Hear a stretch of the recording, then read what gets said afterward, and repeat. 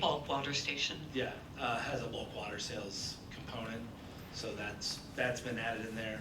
There was also, I believe, some TIF crediting that we took out because it was not built in to the rate study that Reedy had performed. So what I wanted you to know is that it's largely identical to the ordinance that was passed in 2019.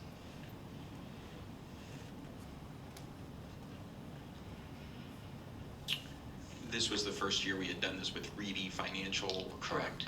Humble had done the previous, or Baker Tilly, so I think they did a really nice job of going through They with did. a fine-tooth comb and Yes, they did do a good job. finding what was needed, Mhm. and to help to help fund the capital improvement plans, water tower repainting, line Right. extensions, things like There's that. a lot, yes. Yes, they did a great job. Any other questions for Donna? If not, would entertain a motion to pass 2021-23 on first reading. So moved. Motion's been made by Rick. Is there a second?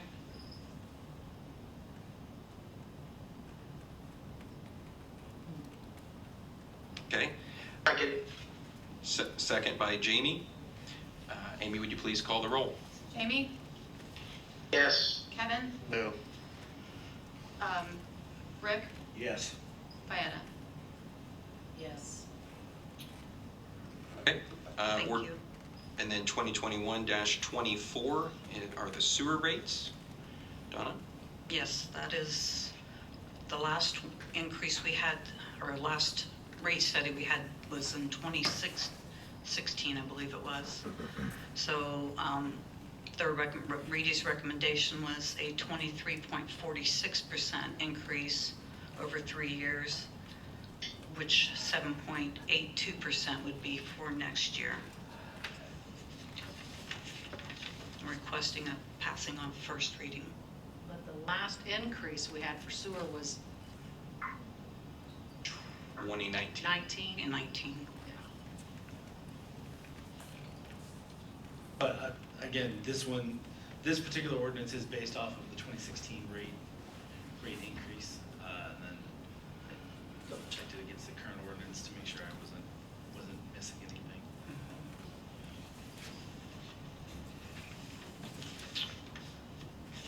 Any other questions for Donna? If not, would take a motion to approve 2021-24 on first reading.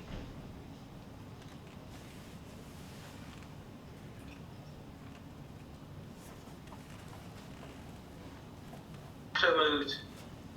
Motion's been made by Jamie. Is there a second? Second. Second by Rick. Amy, please call the roll. Jamie? Yes. Kevin? No. Rick? Yes. Diana? Yes. Thank you. Donna, appreciate it. Up next, we have ordinance 2021-25. This is our employee handbook update. This is something that we've been working on for a long time. Amy's been running it out of her office. Julie Nobby has obviously been integral with this, and then Taylor Hunter, who's been our employment lawyer, working with us on this as well. There was a committee established that included Dr. King from the Board of Works, myself, Taylor, obviously, Julie, Amy, Chief Stoermer, Chief McNealy, and then Donna from the Utilities Office. We all worked over the last several months to formulate what we think is a better, easier to use. So I don't know, Amy, do you want to introduce it? Julie, Taylor? I think Julie and Taylor are here to talk about it. I know I came in a little bit later in the process. If you guys want to come up to discuss it, I know that we took three, the city employees handbook, the fire, and the police handbook. So we had three that were anywhere from 100, about 108 pages long, each one. each one, and it has now been condensed down. It's easier to read. 83 pages, 84 pages long. Yeah, total. I kind of have a list of things that we kind of changed. Don't know if you want me to go over that, or if you saw enough in the email that we sent out ahead of time. More so, do you have some kind of a training, something for training to get everybody on the same page, make sure Yes, if everyone it, knows all if the it can changes that have pass been made? tonight, we're hoping to do that with open enrollment for our benefits in 2 weeks. Because we thought we could combine this with open enrollment for our health insurance benefits. But yes, there's a Yeah, kind of a there's- step-by-step Yeah. walkthrough class Yeah. that everybody will go through. I kind of have an outline already started, and then Amy was gonna help put together like a PowerPoint presentation, and then would go to each department individually, because each one is slightly different on how they earn time and take time off, and that's why there's an addendum at the back of the handbook that kind of separates out each department versus doing the 3 separate handbooks.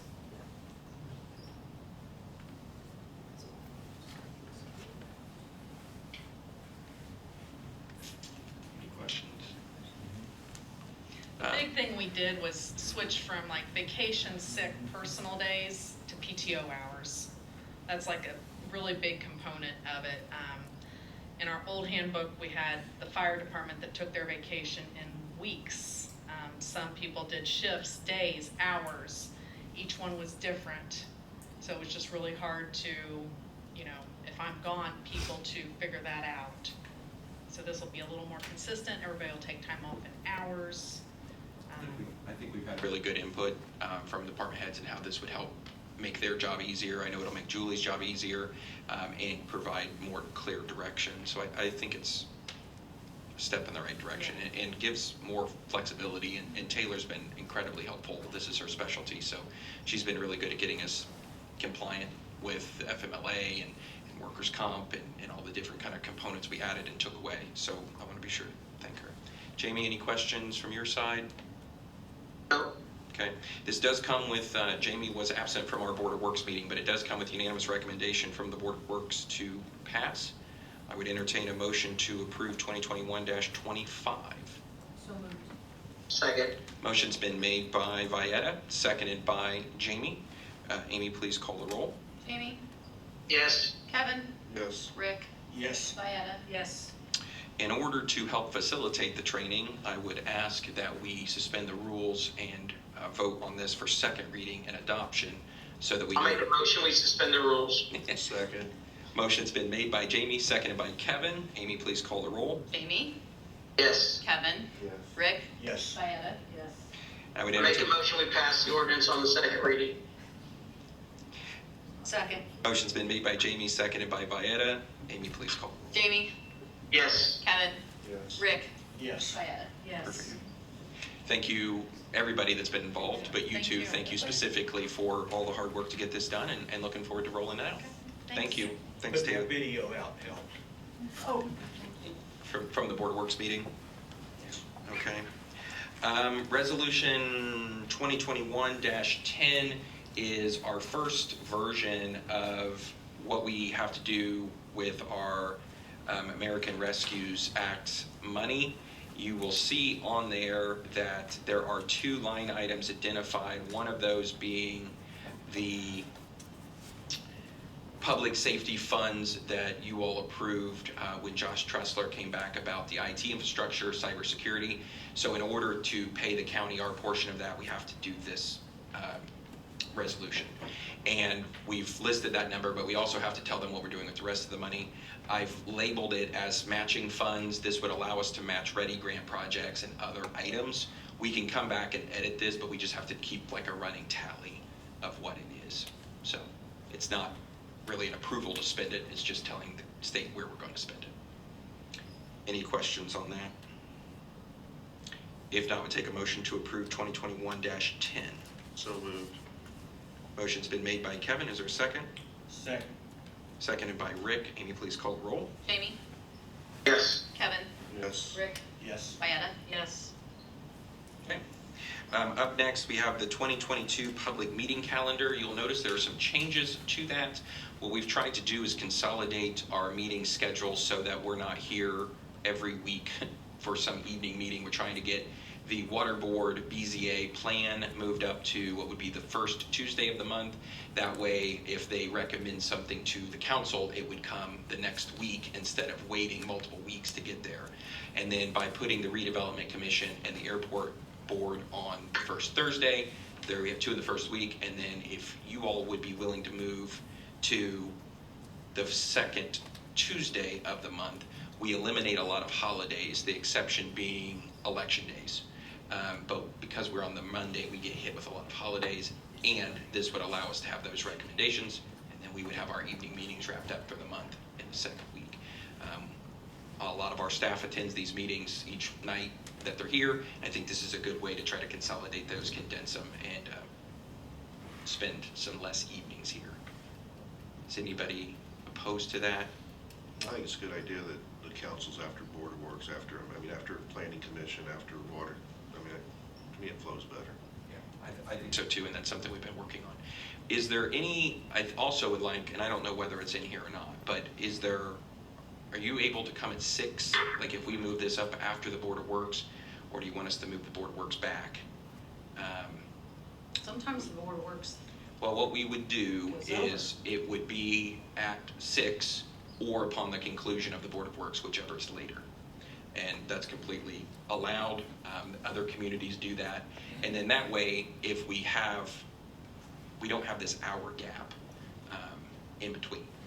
But if you want to stay at 7, we'll move the Board of Works back to 6. I think most of us would prefer you move forward, but we work for you, so. My work schedule, 7 works best. That just I'm open 12 hours a day, so. But maybe about you, compromise Jamie? at 6:30. 6:30, you want to compromise at 6:30? Hey, I'll take it. I'm easy with either. 6:30 is fine if we want to do a 5:30 Board of Works and 6:30 council. Okay. 99% of the time the Board of Works meeting's over in less than an hour. So. Yeah, it was my goal my first year to never have one go more than an hour. I think we had 2. Okay, so Board of Works, 5:30, and then we'll do council at 6:30. Is that okay, Kevin? Yes, sir. Okay, perfect. Works for me. I think we have to adopt those, so if it's not reflected like that in the presentation, is there a motion to accept the public meeting calendar as discussed? So moved. Motion's been made by Kevin, Second. seconded by Jamie. Amy, please. Just need to remind everybody in January, so we don't. Yes, this will take effect in January. Kristen will do that. Jamie? We're voting. Jamie? Yes, sorry. Kevin? Yes. That's okay. Yes. Rick? Yes. Yes. You also have in front of you the 2022 holiday calendar for city holidays. Any questions on that? If not, we take a motion to approve as presented. Second. Motion's been made by Rick, seconded by Jamie. All those Amy, please call the roll. Amy? Yes. Kevin? Yes. Rick? Yes. Diana? Yes. A quick update, we will have a ribbon cutting for the fitness park. This is the project that the interns, Sam Miller, Ellie Aker, worked on this summer for us. That will be Saturday, November 13th, 10 a.m. out at Rebecca Park. We hope that you all can join us for that. We had Jeff Smith joined us for the Board of Works meeting. He said he hadn't missed one in 23 years, so he thought he would come to this one. We recognized him with a plaque and once again thank him for his service. So today's the first day, well, I guess Zeke actually started probably on Sunday. But Zeke is now our superintendent at the wastewater plant, and obviously glad to have him on board. We have opened Veterans Way, so if you haven't been out through there, take a drive out through there. We're still working on finishing up a couple things, including plugging in the street lights, but they'll get there. And next month we will have our group photos and headshots before the December meeting. So please arrive early, and hopefully everyone will be here, and we can do that. That'll be for the website and for use elsewhere. Jamie was not in our Board of Works meeting, so I will give a quick update. We approved a Veterans Day parade, which will be on Saturday, November 10th. Leslie Thackeray came to talk to us about that. We also approved the holiday walk parade that will be in December. We heard from RQAW, then the same that we did this evening. Mark came and asked for a salt spreader for $15,319. We approved that as a replacement. We're replacing our backhoe, which has been on the budget for at least a couple of years, $82,500. That'll be a case. And we had a $1,600 deduct from a Pirate Park entrance, so that's good. And I talked about Jeff and the ribbon cutting and approved the claims. 13th is the Saturday after. Yeah. Oh, that's written up here. Yes, Saturday the 13th. Any questions? Anything else to come before the board? Mayor, it's been quite a while since we've had a traffic control meeting. Sure.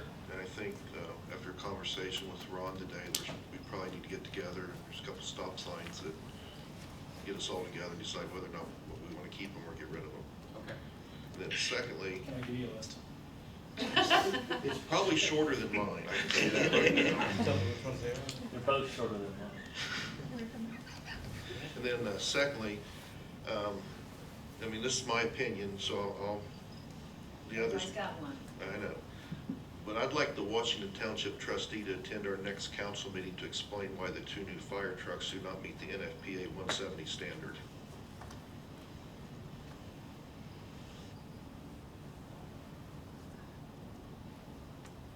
We have city employees driving.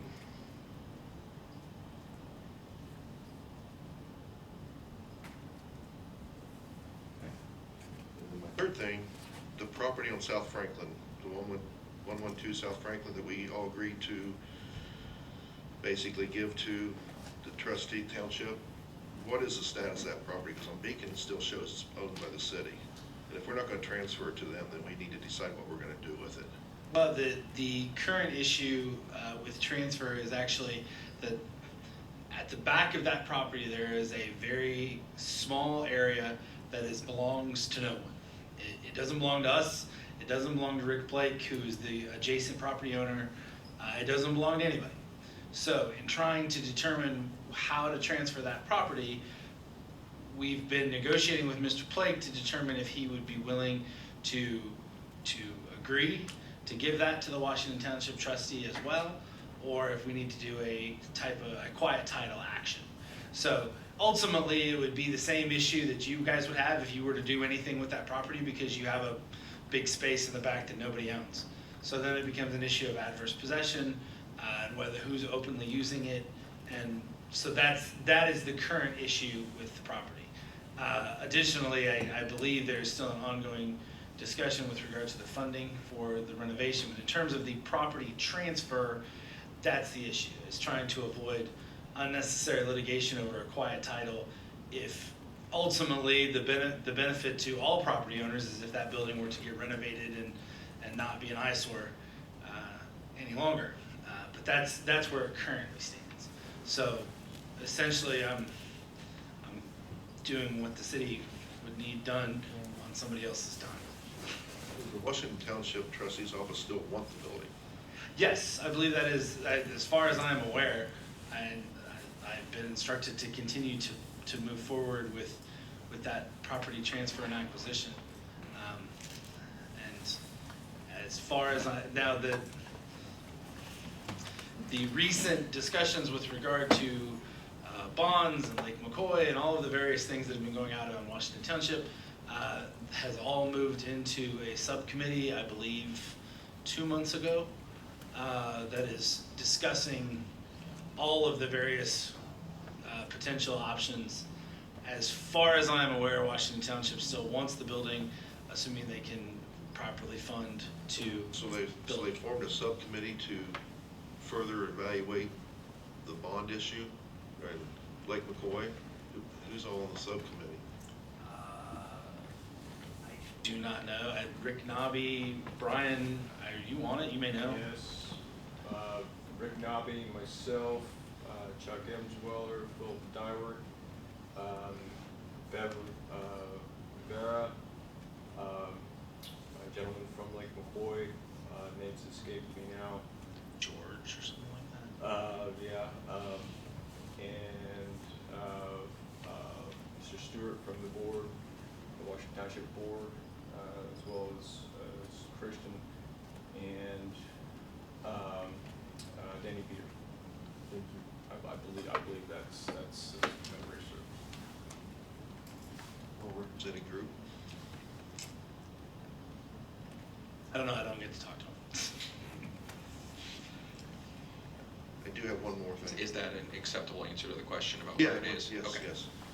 And I do have one more thing. This is really for Chief of Police. Oh, Mike. Uh-oh. Just real quick, do we have any update on the UTV ordinance, our ability to register UTVs? I've had like 5 calls this Yeah, week from guys. it's back, open back. Mike. Oh, yeah, I got to come up to the mic. I've had 5 calls this week from guys wanting to know if they can get them registered. Yes, UTV registration is back open. We worked with council and submitted a request to state DNR for their reasoning that they originally asked us to cease. They never provided us any written response like we asked. Under council's advice, we went ahead and reopened registration. You're welcome. And I can further update that as well. Yeah, we requested the DNR provide a formal response as to why they believed our statute, our ordinance, was not in compliance with the Indiana code and statute. They provided a kind of an informal, hey, we think this is the statute. I've reviewed it, and I believe it's an interpretation issue that is not, in my opinion, in DNR's favor, because DNR specifically says you cannot license a town cannot license those vehicles, but we're not engaging in licensing, we're registering them so that we know what vehicles are on our streets, and I believe that's a distinction that you find throughout the statute. So based on my statutory analysis, I told the chief to go ahead and start doing it, and that if DNR wants to yell at us, then they can come yell at us and tell us what we're doing wrong. But my read says I think we can do it. It's happy for them. We had not publicly announced it because we were catching up on the backlog list that we had. We were planning on doing that in about a week. Thank you. No problem. Okay. Anything else to come before the council? If not, take a motion to adjourn. So moved. Motion's been made. Although, Amy, please call the roll. Jamie, Yes. Kevin, Yes. Rick, Yes. Diana. Yes. Wow, thanks everyone. Have a great